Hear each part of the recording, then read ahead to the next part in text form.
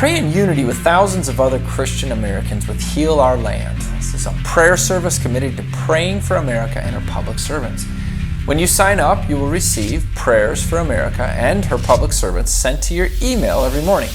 By the end of a full year, you will have personally prayed for all of your governing bodies on national, state, and local levels. You're going to be unified with other Christian Americans in prayer who are fervently seeking God's face during such a dark time in our nation's history. So why should you pray with us? Well, the American view of law and government begins with the acknowledgement of and the submission to the Creator God of the universe. And subject to His law, we form governments for the purpose of protecting the rights that He has granted and protecting the ability to perform the obligations He requires.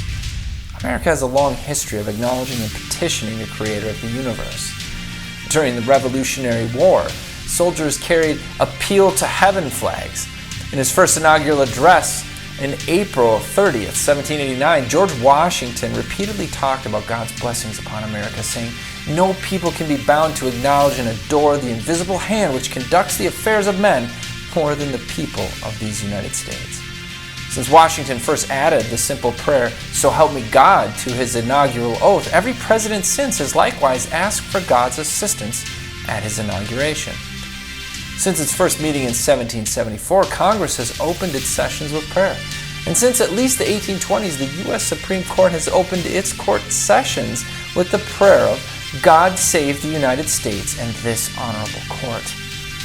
Let's do what our founders did and appeal to the God of heaven together, daily. Sign up and pray with us today. This is Jake McCauley with the Institute on the Constitution, bringing you the American view and the privilege to pray and make sure that it remains in America.